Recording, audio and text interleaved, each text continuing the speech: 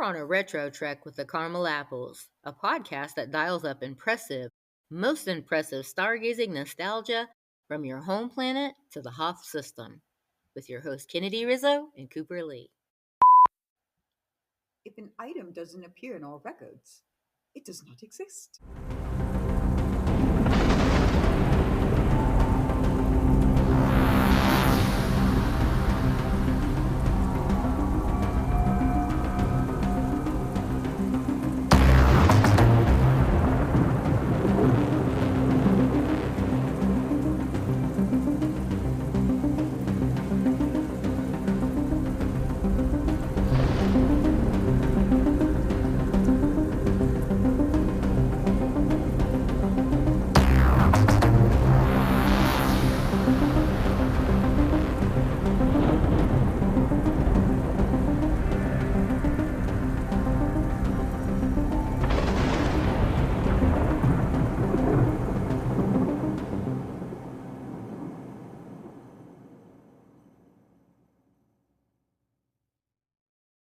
Star Wars fans, if you're looking for Star Wars with a caramel twist, prequel of Destiny series, you're in the right place. That's right.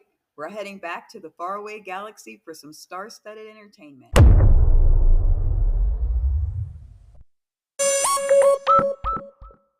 Yay! Yay! This is just the thing we come to look forward to when you're a die-hard Star Wars fan. We have a lot in store for you, but as per usual, be sure to hit that subscribe button so you don't miss another Carmelicious second of our podcast. Also, be sure to visit us on the Gram, X, and TikTok. Feel free to peruse our official website, RetroTrekwithTheCaramelApples.com, for all the latest, greatest updates going down in the Retro Orchard. Psst. How did the celebration go? Did you see Revenge of the Sith for the 20th anniversary? Please tell us all about your experience with either one. But for now, settle in. We have some Star Wars fodder to hopefully keep you entertained for a bit. That's right. This episode is set to be of an interesting nature. In what way there, Kenneth? Well, as our listeners know, we really like to delve in just beneath the surface of facts, nuances, and all things quite nostalgic. And throughout our recounting of these fantastic movies or the Star Wars saga, we're all about the characters. Yes, there's just so much there, and hopefully our listeners are enjoying this speeder ride as much as we are. Yeah, with that being said, our topic this week is on the background of Star Wars, if you will. You know, the unspoken ambiance that the planets of Star Wars bring to the table.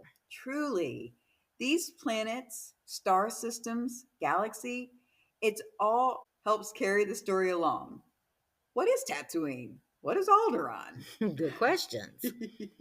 These are just names on a page until they are brought to life through the story. With the exceptional visual effects we see from the original 3 and the prequels, that we are completely enjoying recounting, by the way. Our characters have backdrops that completely add layers on top of layers. Yeah, and it's really awesome too, because we know that some of these planets had to be enhanced due to the description of them. Mm-hmm. But on some of them, we have rich vibrance of color and textures that all in all made the story of Star Wars feel real. And let's face it, real is definitely what any movie maker is going for. That's right. That's what the fans crave. That's right. So to be transported to that place, that planet, palace, or ship, if you have realistic explosions, the backdrop needs to be even more so alive. Yeah, I like that. It's like a living, breathing thing. It has to be cohesive and keep the butts in the seats.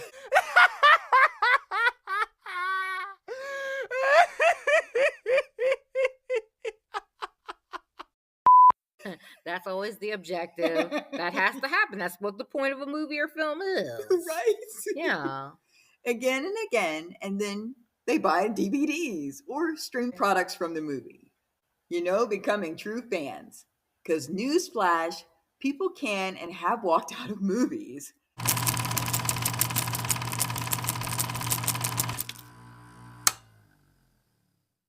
So we want to shine a brilliant spotlight on some of the planets of Star Wars. What is a space movie without stars and planets?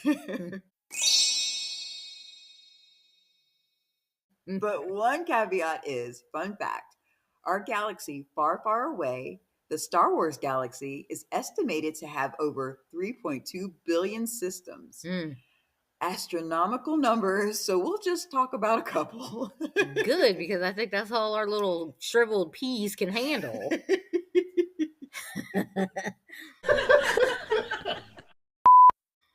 And real quick about walking out of a movie, I don't think I ever can recall doing that. I think every movie I've seen, I've watched it clear through or fell asleep in, but I've never walked out of a movie. Oh, I touche that. Actually, we have.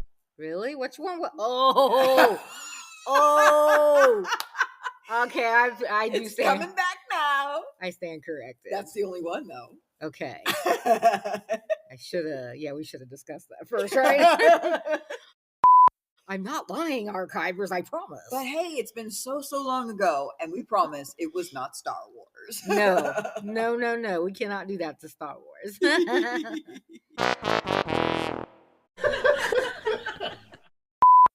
So it goes without saying, Naboo and Tatooine are probably our most influential planets of this galaxy, and probably the most visited.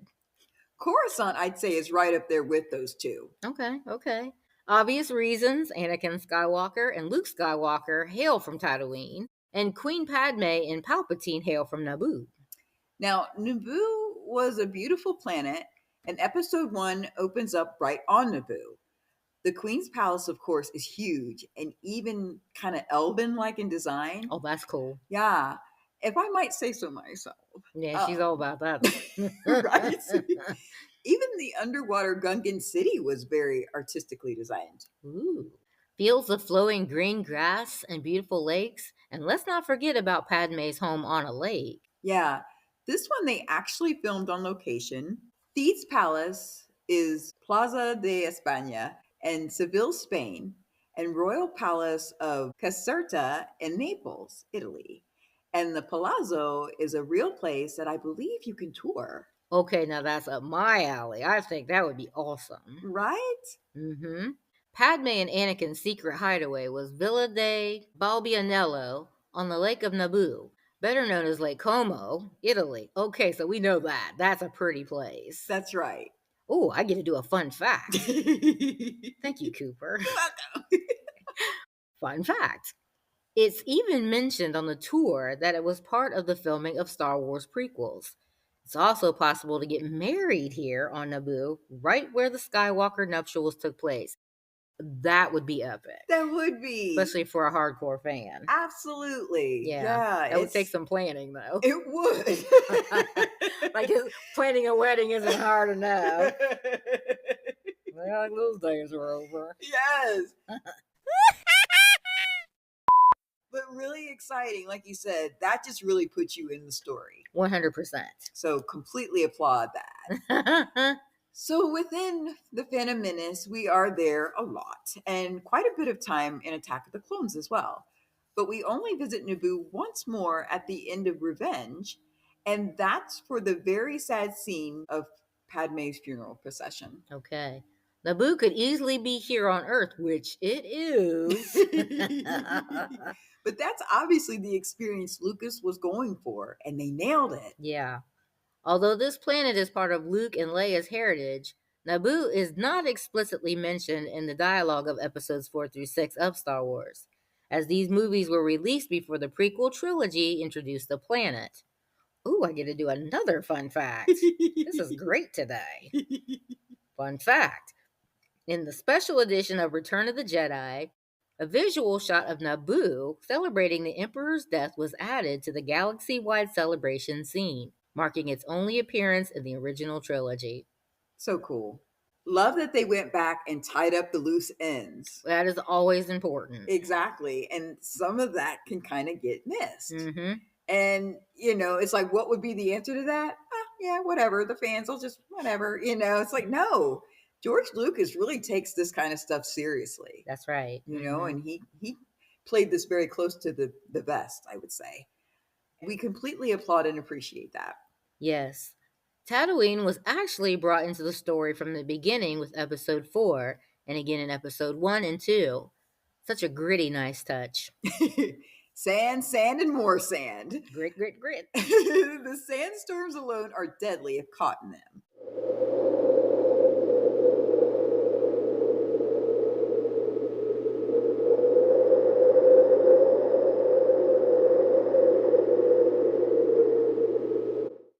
This planet was a harsh one, to be sure. Not in just the environment, but also the citizens. A lot of outlaws, bandits, people stranded, to be sure.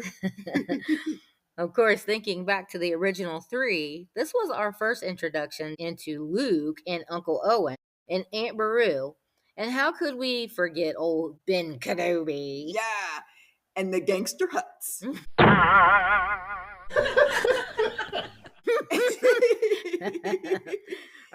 And our favorite renegade, Han Solo. That's right. Also made their way onto screen on this hostile planet. This harsh desert planet had the very recognizable two suns.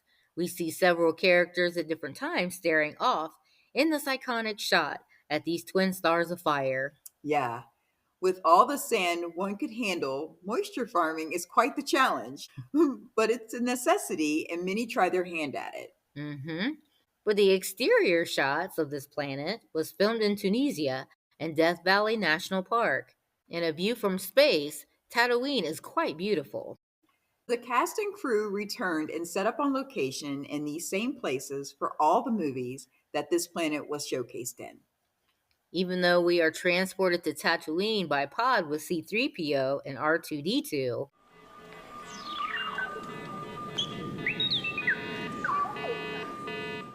was not named in episode 4 or 5, but it was mentioned in Return of the Jedi. Of course, the Phantom Menace is mentioned by Padawan Obi-Wan Kenobi on the Queen's starship when they are in need of repairs, but need to find a place safe enough for the Queen to stay for a time. Yeah. Subsequently seen in Attack of the Clones and mentioned in Revenge of the Sith. Fun fact. Uh-oh, she took it back. Hey, give this to me. I guess my day pass is over. I got scammed.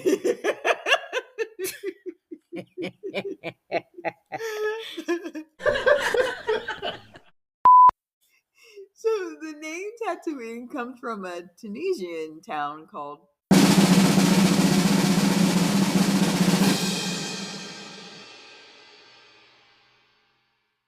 Tatooine. Tying it all up in an imperial bow. That's really, really cool, Cooper. Yeah. It's like a thank you to them. Yeah, it's really cool, right? I mean, they're probably like, oh, yay, we got mentioned. That's huge. We are on the map. Yes. And let's not forget that the Star Wars franchise has won 7 Academy Awards. So, in that regard, you must be doing something right. And it all has to be one massive, cohesive story. And the background, like we've described, really helps bring the story to life. That's right. Wow, 7 Academy Awards. Mm-hmm. Yeah. That is no small feat. Wow, no wonder they're so beloved. Absolutely. Now, the first time we hear about Coruscant, Jewel of the Core Worlds, is in Naboo by Jedi Master Qui-Gon Jinn.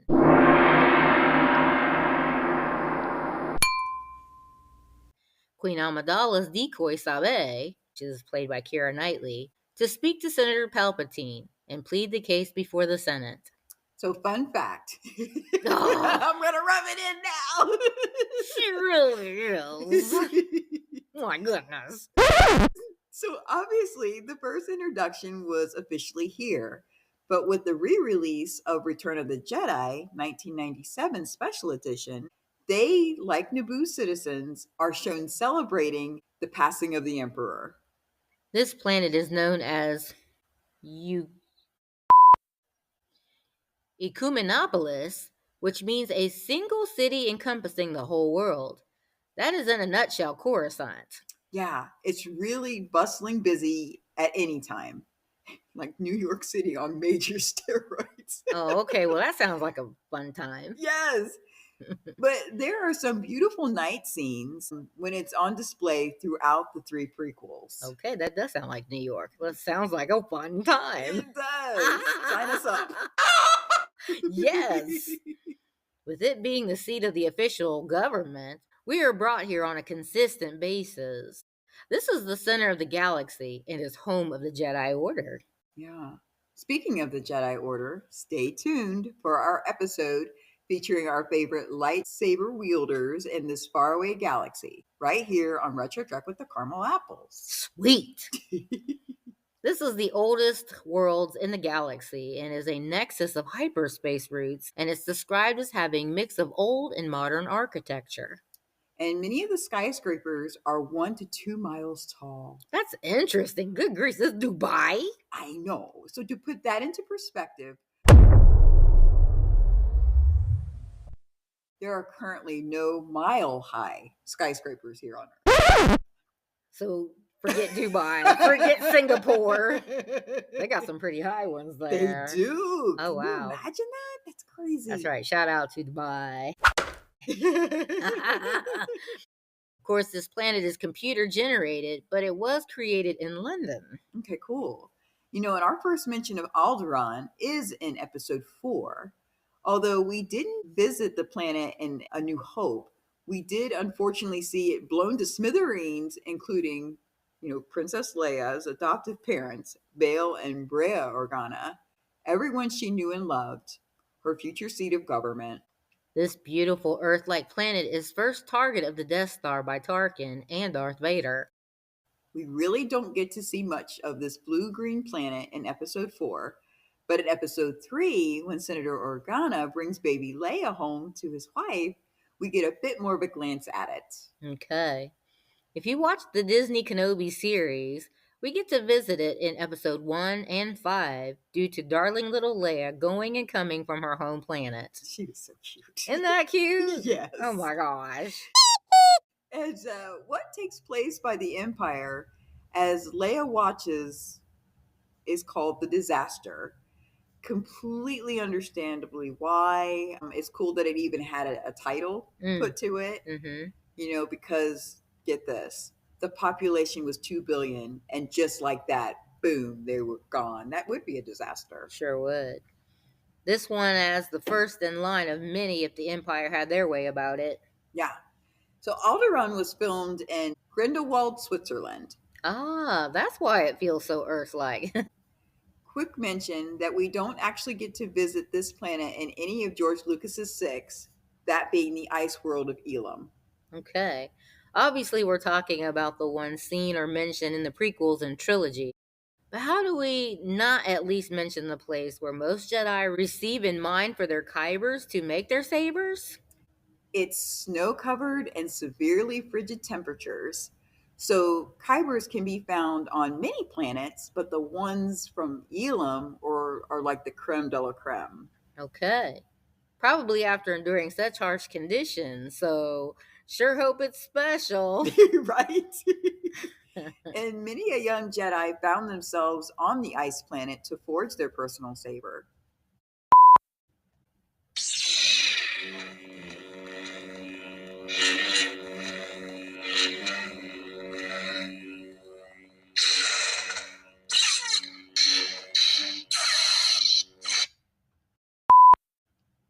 To be clear, kybers are mined clear. To be clear, that's kind of redundant, isn't it? Okay. Clear, clear, clear. Everywhere clear. Clear. See through. That was rotten. But once the Jedi youngling mines it, then the color would come through.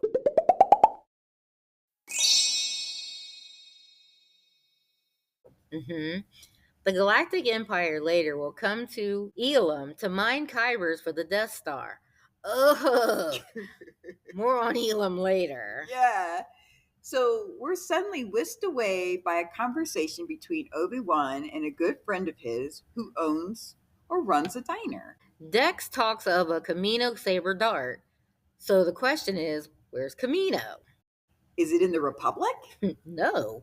It's beyond the outer rim, about 12 parsecs outside of the Rishi Maze. This planet has been wiped from the archives, but not the Retro Orchard archives. But we only see Camino in Attack of the Clones, and it's a stormy planet.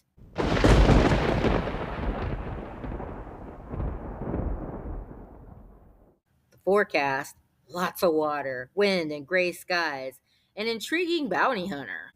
This being an oceanic planet, of course, the inhabitants, the Communuans, cloners, the cloners, the clones, The cloners. and Jango Fett stay in huge stilted cities above the water. And the majority of this place is CG. Fun fact: most is CG, but the landing platform that Obi-Wan uses was filmed on stage one of Disney Studios in Sydney, Australia. Obviously, we're all about CG when the occasion calls for it, and a complete water planet with cities would need that special effect. It really came across believed. Obi-Wan had another planet to visit within his time frame while trying to unravel the mystery of the growing empire, Geonosis, which was less than a parsec away from Tatooine. It's a harsh, rocky world with desert terrain. It's ringed planet beyond the borders of the Galactic Republic. The Separatists control this planet, and they are methodically building their droid army. Yeah. So the one was also filmed in Sydney, and Count Dooku is holed up here and plotting with the Separatists, but still with Darth Sidious. Hmm. Fun fact: on Geonosis, failing rescue attempt to save Kenobi and facing their own demise, Padme confesses her truly, madly, deeply love for Anakin. Oh, this is what he was waiting for. This is the subplot. But he's probably thinking, we're about to die, and now she tells me? Where was all of this back on Naboo? The Death Star plans are generated on this planet for Darth Sidious, and it was secretly being built above the planet by the time of the Clone Wars. Yeah, Kashyyyk, home of our favorite walking carpet Chewie, and the race of Wookiees.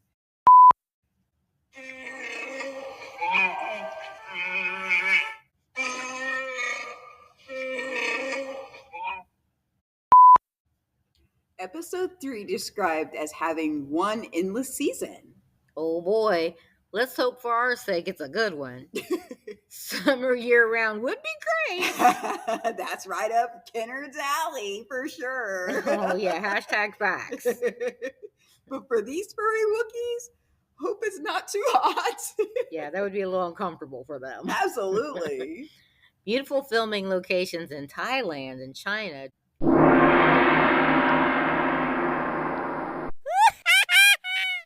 It's truly a jungle planet.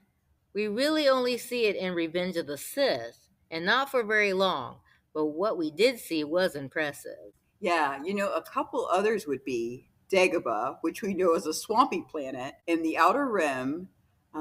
This is where Yoda goes into exile until Luke comes to find him in episode 5. That's right. Yeah, he comes to visit the slimy mud hole. And eats up all the food. Just kidding.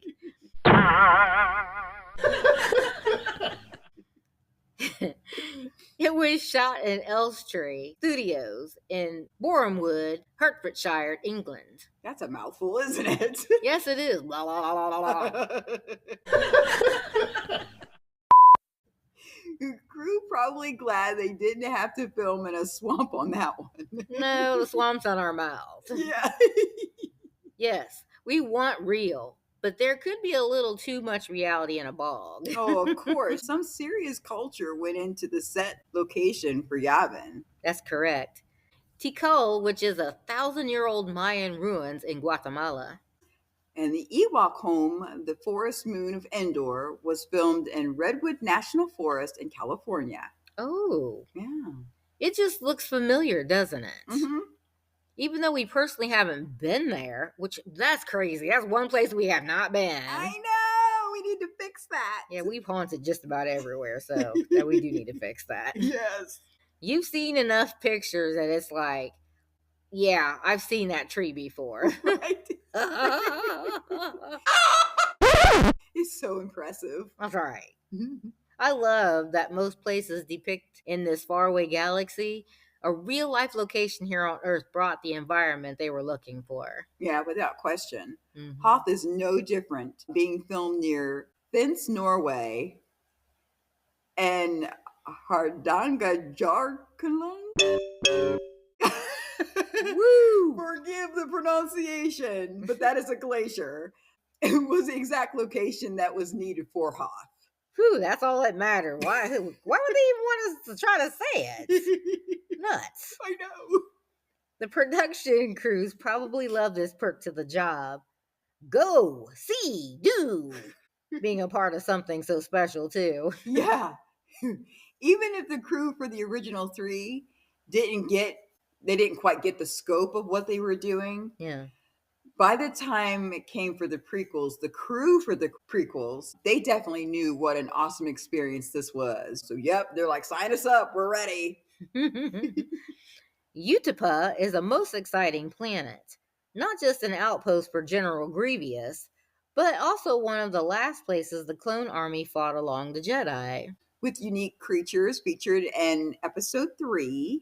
Yeah, like who could forget the species called Veridactyl? Exactly. They look like huge rideable lizards or iguanas, and they have a very signature sound.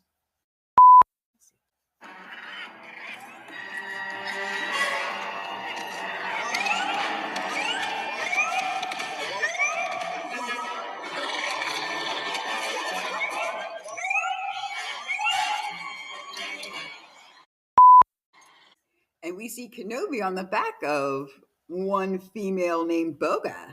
Oh, she's a quick little sucker. But unfortunately, she doesn't survive the mayhem of Order 66. Oh, sad to see her go. But she was able to move around in this rocky environment, scaling rock walls with Kenobi on her back. Yeah, the planet originally started off with grassy plains above ground, but now the terrain is considered windswept with tons of sinkholes. Those are scary. Yeah. Likely Boga could climb out any one of these. Yeah. It's really so interesting to talk about a movie where these features and details had to be on point and so important to this concept. That's right. For extensive background, you can find so much more online, so feel free to check out Wikipedia. We've really enjoyed our brief tour of these planets, to say the least. But of course, there's one more stop that we literally have to make. After all, its name means chosen one. No amount of sunscreen could prepare you for the molten landscape of one Mustafa. If ever there was a planet that may need to be CG'd, Mustafa would fit the bill. Got a harsh, hot climate, spewing lava, and streams of fires everywhere. But guess what? Why CG it if you can find a location here on Earth? Much to the production crew's delight. Yeah, crazy as it may be, this planet environment was filmed on location of an active volcano in Sicily, Italy, Mount Etna. Wow. So, with real volcanic geysers all around, this was an amazing place to bring such a strong scenic shift in Anakin and Obi-Wan's relationship. Right. Pivotal and memorable and poetic. Especially with the blue sabers dueling against the frequently occurring eruptions. Oh my goodness, they nailed it. Yeah. Again and again. Yeah, and this tiny fiery planet lies in the outer rim. Misguided, Anakin comes here on a fool's errand, but he carries out the wishes of his master Darth Sidious. The separatist leaders ultimately meet their end, and the Empire rule begins. Our dear blue-eyed Anakin is now shades of Sith yellow. Oh, man. But cool at the same time. So Mustafa will become Darth Vader's retreat, and his castle or lair on this planet is called Fortress Vader. Hmm. It's unclear whether he actually stays here or if he comes on and off again. Point being, we never see Lord Vader on Mustafa again within the original three. Gosh, we really saved the best for last, didn't we? Absolutely. Out of our list of planets, which would you say is the most synonymous planet of Star Wars? Which one would you say? I think I would probably say Tatooine. Oh, yeah? Personally, yeah. Okay. What about you? Do you have one? I would have to say Mustafa. Cool. Awesome. But same question for our Orchard Archivers. Which would you say is the most synonymous with Star Wars? Please weigh in on social media. Let us know what you think. That's right. We are eager to learn what you have to say. We may not be in Hollywood, but we certainly hope you enjoyed our Star tours and or maybe our astronomy lesson. However you see it, we hope you're back for more of our prequel of Destiny series right here in the Retro Orchard, where the topic is rarely about apples. Oh dear. That's it for this week's Orchard Trek Retro. Rest assured, we're just getting started. Need a podcast to listen to on the way to Tashi Station to pick up power converters? Maybe one not fluent in bocce? Plug into the Retro Orchard as Kennedy and Cooper share more retro goodness in our Star Wars with a Caramel Twist Prequels of Destiny series. We have a good feeling about this.